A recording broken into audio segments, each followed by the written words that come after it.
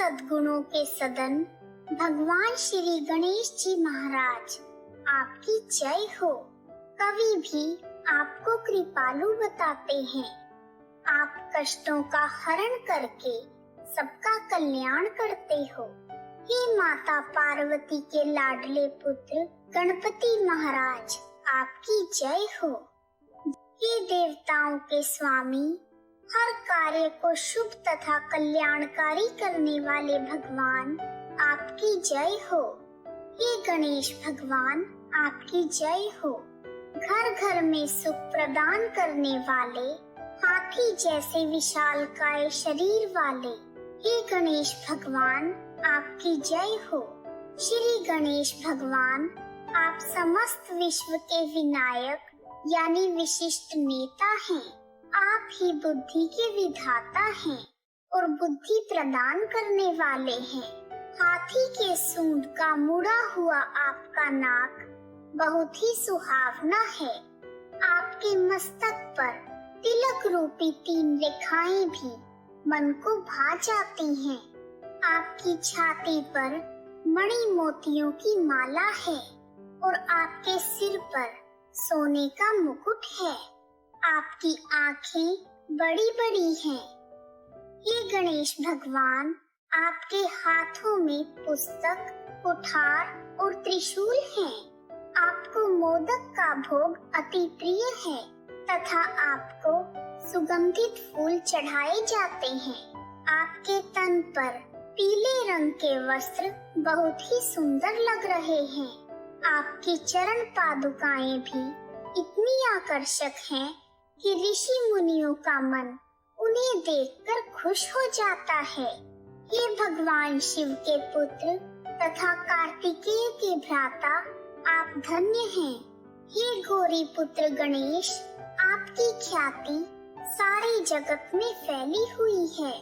रिद्धि सिद्धि आपकी सेवा में सदा ही तत्पर रहते हैं तथा आपका वाहन मूषक आपके द्वार पर सदा खड़ा रहता है। हे गणपति महाराज, आपकी जन्म कथा को कहना तथा सुनना बहुत ही शुभ तथा मंगलकारी है।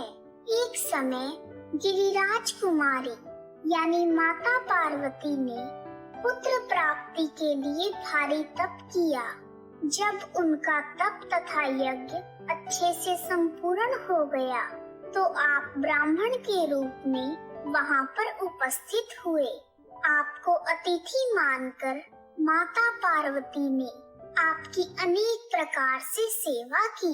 माता पार्वती की सेवा से प्रसन्न होकर आपने उन्हें वर दिया और कहा, हे माता, आपने पुत्र प्राप्ति के लिए जो यह तप किया है, उसके फल स्वरूप आपको बहुत ही बुद्धिमान बालक की प्राप्ति होगी और बिना गर्भ धारण किए इसी समय आपको पुत्र मिलेगा, जो सभी देवताओं का नायक कहलाएगा, जो गुणों तथा ज्ञान का निर्धारण करने वाला होगा और संपूर्ण जगत में उसे प्रथम रूप में पूजा जाएगा।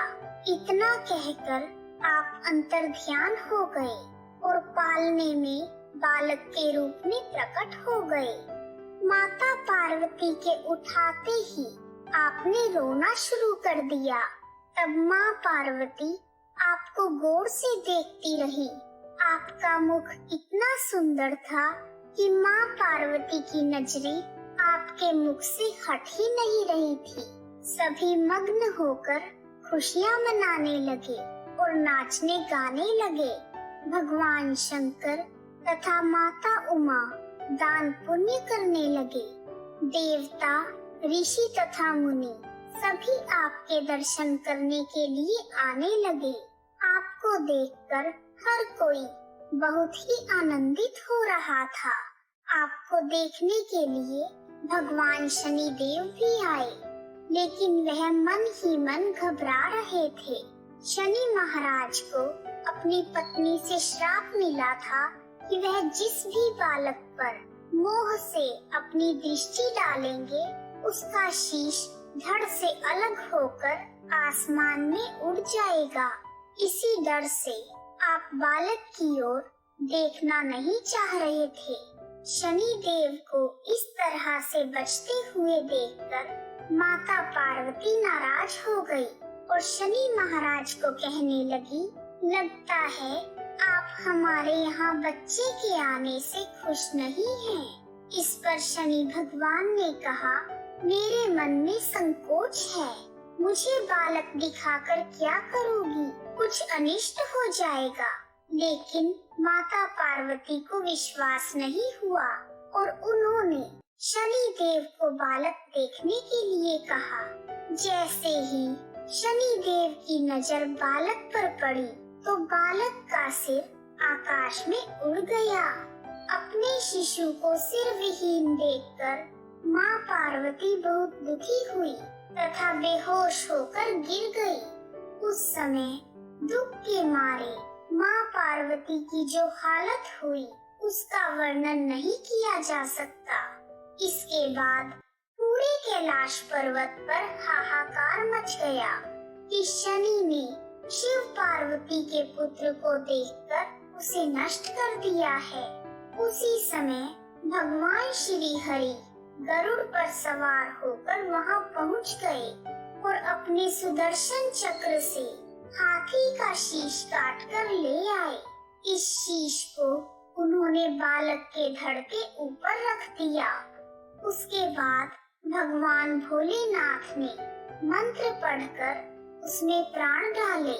उसी समय भगवान शंकर ने उस बालक का नाम गणेश रखा और वरदान दिया कि संसार में सबसे पहले आपकी पूजा की जाएगी। बाकी देवताओं ने भी आपको बुद्धि तथा निधि सहित अनेक वरदान दिए। भगवान शंकर ने कार्तिकेय भगवान तथा आपकी बुद्धि की परीक्षा ली और पूरी पृथ्वी का चक्कर लगाकर आने को कहा, तो आदेश पाकर कार्तिकेय भगवान बिना सोचे विचारे भ्रम में पड़कर पूरी पृथ्वी का चक्कर लगाने निकल पड़े। लेकिन आपने अपनी बुद्धि का प्रयोग करते हुए उसका उपाय खोजा और अपने माता पिता के पैर छूकर उनके ही साथ चक्कर लगा लिए। इस तरह आपकी बुद्धि तथा श्रद्धा को देखकर भगवान शिव बहुत खुश हुए तथा देवताओं ने आकाश मार्ग से फूलों की वर्षा की। श्री गणेश भगवान आपकी बुद्धि तथा महिमा का गुणगान तो हजारों मुखों से भी नहीं किया जा सकता। हे प्रभु, मैं तो मूर्ख हूँ, पापी हूँ तथा दुखिया हूँ।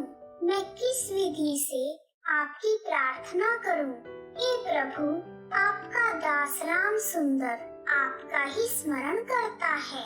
उसकी दुनिया तो प्रयाग का ककरा गांव है, जहाँ पर दुर्वासा मुनि जैसे ऋषि पैदा हुए हैं। हे प्रभु, दीन दुखियों पर दया करो और अपनी शक्ति तथा भक्ति देने की कृपा करो। जो मनुष्य श्री गणेश भगवान का ध्यान करके इस चालीसा का पाठ करते हैं, उनके घर में हर रोज सुख तथा शांति रहती है तथा समाज में प्रतिष्ठा प्राप्त होती है। हजारों संबंधों का निर्वाह करते हुए भी ऋषि पंचमी के दिन भगवान श्री गणेश की यह चालीसा पूरी हुई। बोलो गणेश भगवान की जय।